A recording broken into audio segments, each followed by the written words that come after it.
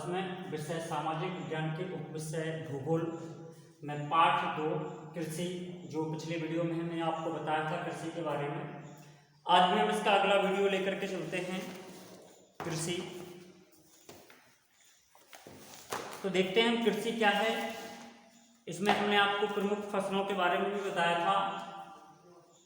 आज हम उन खाद्यान्न फसलों से आगे बढ़ते हैं, जिसके बाद अभी हमने चावल है, गेहूं है, इसके बारे में बताया था। अब आगे बढ़ते हैं दालें।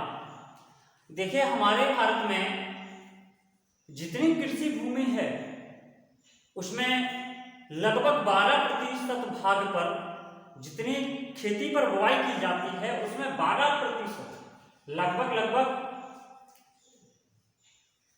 माना जाता है कि विश्व का सबसे बड़ा उत्पादक ही मान लीजिए कि दालों के क्षेत्र में भारत को सबसे बड़ा उत्पादक माना जाता है। अर्थात विश्व में सबसे अत्यधिक दालें भारत में ही उत्पादित होती हैं और भारत ही इनका उपभोग करता है। उपभोग का मतलब होता है खाना, अर्थात इनको स्वयं उपभोग में लेता है। अर्थात विश्व की दृष्टि से अगर हम देखें तो भारत में सबसे अधिक दाल उगती है या उत्पादित होती है और भारत ही सबसे अधिक दालों का सेवन करता है। दालों के लिए कम पानी की आवश्यकता होती है। इसमें मात्र हमें बहुत ही कम 50 सेंटीमीटर से भी कम बारिश की आवश्यकता होती है। जहां पर जिन खेतों में पानी नहीं लगा सकते हैं, सिंचाई भी नहीं की जा सकती है, केवल एक आध बार पानी मिल जाए, ठीक, केवल बोने से पहले या बोने के समय अगर बारिश हो जाती है तो ये खेती के लिए अति उत्तम माना जाता है। अगर थोड़ी बहुत और बूंदाबांदी हो जाती है तो इस फसल में और अत्यधिक उपज होने लगती है। अर्थात कह सकते हैं कि इसकी उत्पादकता बढ़ जाती है, लेकिन इसे बहुत अत्यधिक पानी की जरूरत नहीं होती है। दाल भारत में उत्तर प्रदेश, अब दालों में क्या क्या आता है, जैसे चना है, मटर है, मसूर है, ये सभी दालें हैं, मूंग है, उड़द है, ये दालें होती हैं। तो देखिए, उत्तर प्रदेश, महाराष्ट्र, कर्नाटक, राजस्थान आदि क्षेत्रों में या आदि राज्यों में दालें मुख्य रूप से उगाई जाती हैं। अब आता है गन्ना। सबने देखा होगा गन्ना, चीनी बनती है। गन्ने के लिए हमें 21 डिग्री सेल्सियस से 27 डिग्री सेल्सियस तक तापमान की आवश्यकता होती है। जितना अत्यधिक तापमान रहेगा गन्ने में मिठास भी उतनी ही अच्छी आती है। गन्ने के लिए हमें 75 से 100 सेंटीमीटर तक बारिश की आवश्यकता होती है। अगर बारिश ना हो तो हम इसमें सिंचाई कर सकते हैं, पानी लगा सकते हैं। जिन खेतों में पानी की सुविधा हो वहां पर हम गन्ने को उगा सकते हैं। अगर हम गन्ने के उत्पादकता की दृष्टि से देखें तो ब्राजील पहले नंबर पर है। जबकि हम अगर भारत में सबसे अधिक गन्ना कहाँ उगाया जाता है तो इसके लिए हम उत्तर प्रदेश ही कहेंगे। उत्तर प्रदेश में सबसे अधिक गन्ना उगाते हैं, लेकिन सबसे अधिक जो गन्ने की मिलें हैं, चीनी मिलें हैं, वो महाराष्ट्र में हैं।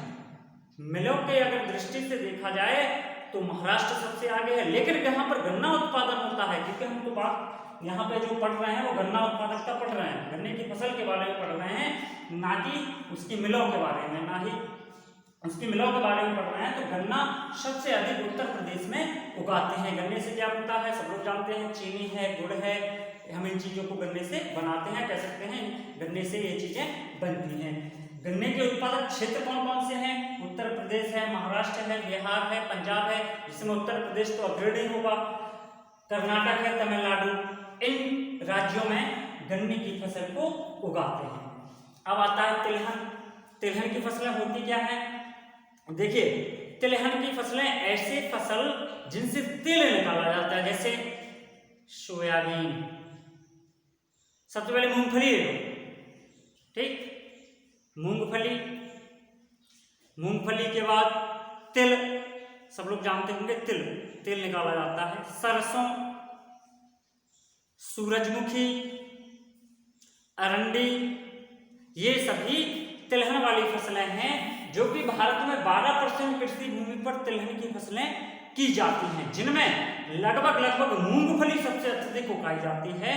भारत में सबसे अधिक, मतलब विश्व की दृष्टि से नहीं, मात्र भारत की दृष्टि से हम देखें तो इन फसलें, जो भी फसलें हमने आपको बताई हैं, तिल, मूंगफली, अरंडी, सूरजमुखी, ये सभी जो फसलें बताई हैं तिलहन की फसलें, उसमें सबसे अधिक मूंगफली उगाई जाती है।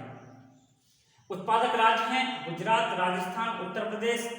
देखिए तिलहन की जो फसलें हैं उनमें अलग अलग प्रकार से विभाजन है। जैसे मान लीजिए तिल है, तिल सब लोग जानते हैं खरीफ की फसल है। मूंगफली है, खरीफ की फसल है। और तिल में आता है सरसों, सरसों खरीफ की फसल नहीं है। सरसों कब बोई जाती है? रबी की फसल है, जो कि शीत ऋतु में इसको बोते हैं। अब आता है चाय। सब लोग चाय तो पीते ही होंगे, तो ये चाय कहाँ से आती है?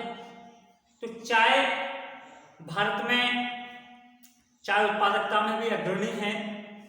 भारत से चाय निर्यात भी होती है, विदेशों को भेजी जाती है। चाय कैसे क्षेत्रों में उगाते हैं?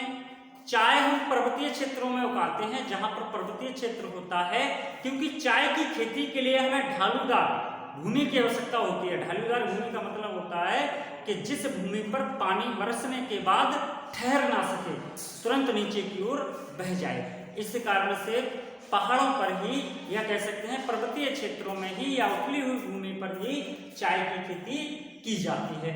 चाय की खेती के लिए हमें मजदूरों की भी आवश्यकता पड़ती है। मानवीय श्रम बहुत महत्वपूर्ण होता है, क्योंकि चाय का पौधा एक बहुत ही नरम पौधा होता है या कोमल पौधा होता है। अगर उसको ज्यादा तापमान मिल गया तो भी उस पौधे के लिए हानिकारक होगा। अगर चाय के पौधे को ज्यादा पानी भी मिल गया, या तापमान और पानी दोनों अगर मिल जाते हैं ज्यादा, तो दोनों ही हानिकारक होते हैं। इससे तो मात्र पानी और तापमान, सामान्य तापमान और सामान्य पानी की जरूरत होती है। बस ये होता है कि पानी की मात्रा हर समय पानी इसमें देना चाहिए, लेकिन रुकना नहीं चाहिए उस खेत में। जिसमें मान लीजिए जिस जगह पर चाय की खेती की जाती है, उस जगह पर पानी रुकना नहीं चाहिए, पानी निकल जाना चाहिए। अब चाय कहाँ कहाँ उगाते हैं? तो देखिए असम, पश्चिम बंगाल, तमिलनाडु, केरल आदि राज्यों में हम चाय उगाते हैं, जिसमें पश्चिम बंगाल और असम तो प्रमुख हैं चाय के उत्पादन क्षेत्र में। असम और पश्चिम बंगाल, दार्जिलिंग नाम सुना होगा, दार्जिलिंग में भी चाय उगाई जाती है। अब आता है कॉफी। कॉफी भी सबने की होगी, जानते होंगे। तो देखिए कॉफी हमारे भारत में, भारत की जो कॉफी है वो पूरे विश्व में प्रसिद्ध है। हमारे भारत में एक कॉफी की किस्म आती है, अरबी किस्म उगाई जाती है। अरबी किस्म की जो कॉफी है वो भारत में उगाई जाती है, और विश्व में अरबी किस्म की कॉफी की सबसे अत्यधिक मांग भी है। कुछ लोग, मतलब कई देश ऐसे हैं जो कि अरबी किस्म की कॉफी की ही मांग करते हैं। इस कॉफी के लिए भी वही है, पानी की भी बहुत अत्यधिक जरूरत नहीं होती है, तापमान की भी बहुत अत्यधिक जरूरत नहीं होती है।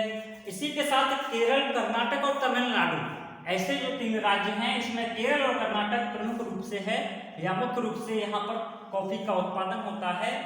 तो 2 तो आपको याद रखने हैं, ये कॉफी, और अरबी किस्म भी याद रखना है कि अरबी किस्म की जो कॉफी है वो भारत में उगाई जाती है, और अरबी का भारत से निर्यात भी, अरबी कॉफी का भारत से निर्यात भी होता है। क्योंकि भारत में इतने लोग, अरबी कॉफी जो है वो भारत में तो उगाई जाती है, लेकिन भारत से अत्यधिक मांग, ठीक, जितना सेवन इसका उपभोग भारत में नहीं होता, इतना अधिक विदेशों में इसका उपभोग होता है। ठीक, अभी चैप्टर मतलब लेसन खत्म नहीं हुआ है, अभी एक और वीडियो आपको आएगा, तब लेसन समाप्त होगा।